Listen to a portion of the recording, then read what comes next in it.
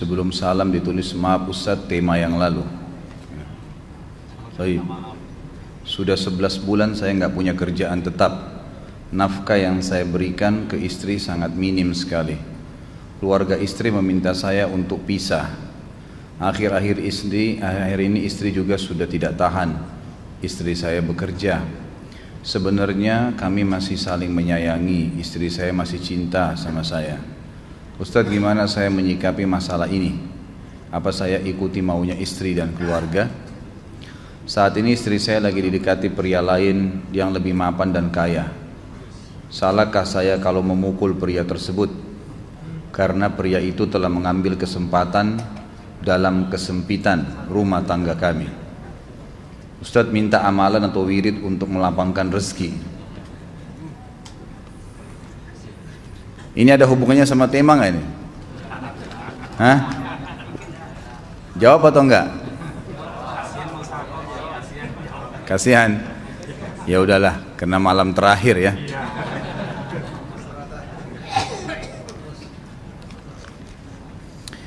Yang pertama sekali, saya menyarankan Anda saran dari laki-laki ke laki-laki.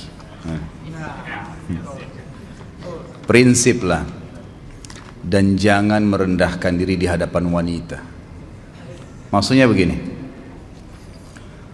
pada saat seorang wanita yang menjadi istri Anda membutuhkan Anda, tunjukkan kebutuhan kita 1000 kali daripada dia.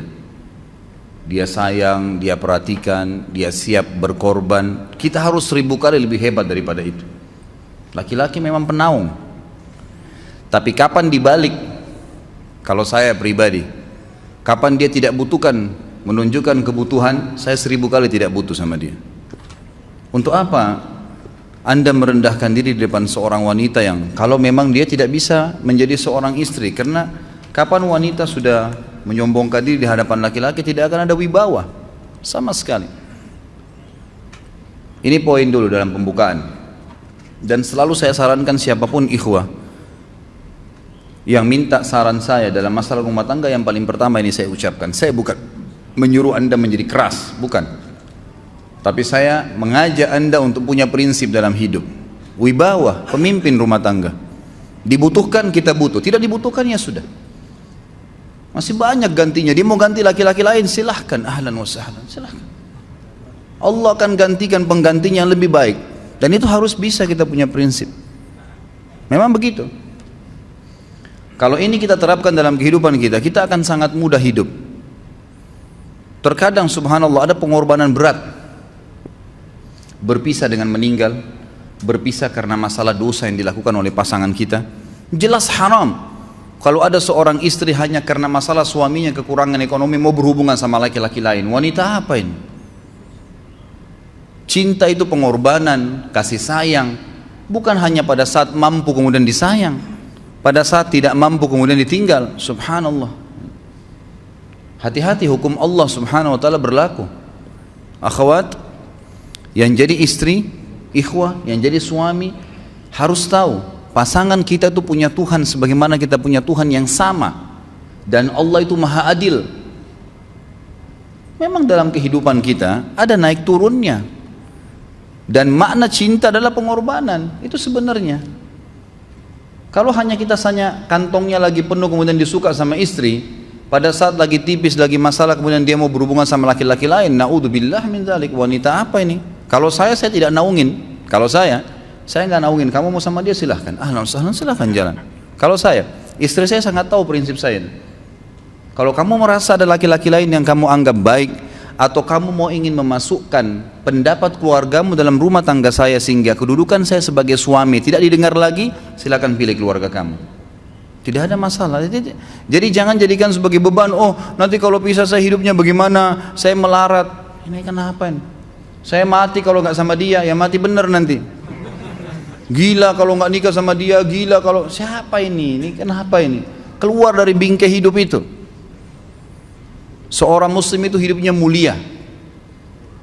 Dia dihormatin, dia menghormatin. Dia dihina, tinggalkan. Gitu kan. Allah SWT tidak menyuruh kita menghinakan diri, tidak boleh. Kalau wanita ini misalnya, istri ini yang dikatakan tadi masih mencintai suaminya, dia hanya sekedar minta kerja, ya, garis bawahi kalimat ini ya.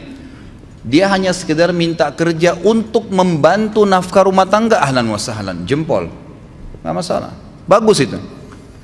Sampai suaminya mapan. Itu baik. Tapi dalam kondisi masih status istri punya hubungan sama laki-laki lain, naudzubillah min dzalik.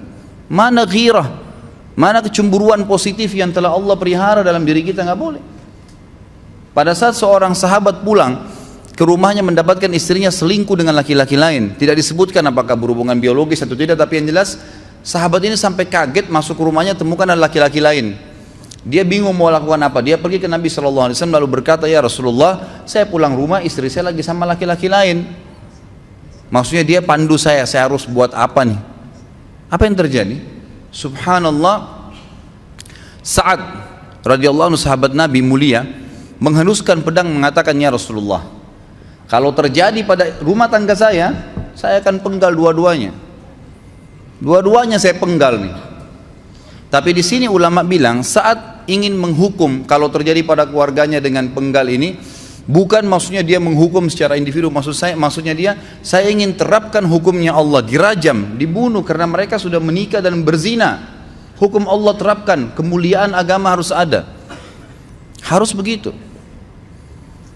Seorang istri yang mau tinggal di bawah naungan kita sementara kita sudah berkorban di bawah terik matahari, sudah bekerja, sudah memilih dia dari sekian banyak wanita, kemudian dia mau berkorban, hormatin dia, junjung dia, lindungin dia, rangkul dia, gitu kan? Bela dia, memang harus begitu. Tapi kalau masih dalam naungan, kemudian sedikit himpit masalah ekonomi lalu berhubungan sama laki-laki lain, naudzubillah, jangan dipertahankan. Berbahaya sekali, gitu kan? Jangan Anda menjadi laki-laki lemah gitu. Saya kemarin ditelepon oleh 2 orang sekaligus, subhanallah. Sahabat dekat telepon kepada saya, laki-laki.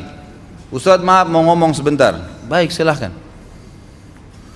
Ustadz saya ini, istri saya pulang ke rumah ke kampung ayahnya ibunya karena alasan mengurus ayah dan ibunya. Akhirnya saya sama anak-anak ditinggal di sini sendiri. Setiap kali saya panggil pulang, dia bilang sudahlah saya nggak mau pulang. Kalau mau nikah lagi silahkan. Dia bahasakan begitu. Bagaimana sarannya Ustadz? Saya bilang nikah lagi. Dengan tegas saya bilang nikah lagi. Kalau tidak terbuka pintu fitnah. Perempuan itu kenapa harus pilih orang tuanya? Tidak boleh secara syar'i. Nggak boleh. Sudah menerima akad nikahnya seorang laki-laki, laki-laki itu yang dinomorsatukan di atas ayahnya, nggak ada alasan. Kalau suami izinkan boleh urus orang tua, kalau nggak diizinkan tidak boleh, nggak boleh. Bagaimana dia tinggalkan suaminya sama anaknya? Kaget itu saya katakan begitu. Iya, bahkan sekarang hukum poligami sudah wajib bagi Anda, nggak boleh. Wajib sekarang. Ini ragu mau melangkah seakan-akan poligami itu dosa, padahal dia ditinggal oleh istrinya. Bagaimana bisa ini? Ada laki-laki seperti ini nggak punya prinsip, harus melangkah. Dia sudah dapat jawaban saya dikasih, ini Ustadz teman saya juga mau bicara, masalahnya sama lagi. Ustadz istri saya tinggalkan saya, Ustadz kayak mau menangis. Sebentar, jangan pakai nangis laki-laki. Apa ini cengeng? Ditinggal wanita nangis, subhanallah. Orang nangis itu ditinggal meninggal Rasulullah SAW, ketinggalan sholat subuh berjamaah, itu nangis. Nggak jadi jihad, nah itu nangis. Ditinggal perempuan nangis, la ilaha illallah. Allah ciptakan perempuan lebih banyak daripada laki-laki. Ini bukan menurunkan martabat perempuan ya. Artinya harus seorang pemimpin itu punya wibawa. Nggak bisa, kalau nggak akan dianggap remeh nanti. Istri itu dinaungin, dilindungin, dididik, diberikan haknya ia. Berikan berlipat-lipat penghormatan sebagaimana dia berikan satu penghormatan, nggak apa-apa. Tapi jangan sampai menginjak martabat seorang pemimpin, tidak boleh. Akhirnya saya sampai bilang sama dia, akhi, ambil keputusan. Kamu mau balik sama saya berumah tangga di sini, atau kamu pilih rumah orang tua kamu? Oh saya pilih orang tua saya, baik saya ceraikan kamu sekarang. Assalamualaikum, tutup telepon, selesai. Jangan lama-lama. Cengeng sekali, udah sujud sama Allah, saya masih berat cintanya Allah. Ia minta kepada Allah subhanahu wa ta'ala, minta gampang dihilangkan dari hati. Sebagaimana dia datang dia bisa keluar, gampang itu.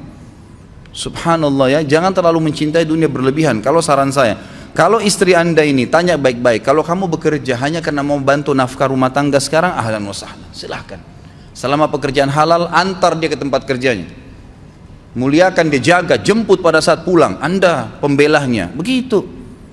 Tapi kalau berhubungan sama laki-laki, ada subhanallah suami, depannya dia istrinya telepon laki-laki lain dan dia menerima itu. Mana ini? Dalam agama haram, wallah haram itu hukumnya. Nggak boleh. Itu namanya dayuth dalam agama. Nabi SAW mengatakan Allah melaknat dayuth. Kata sahabat, siapa itu dayuth ya Rasulullah? Laki-laki yang tidak punya cemburu terhadap pelanggaran agama yang terjadi pada istrinya. Gimana caranya? Nggak boleh dalam agama Islam, gitu kan? Makanya biasakan hati kita terisi dengan cinta kepada Allah SWT dan bukan cinta kepada manusia.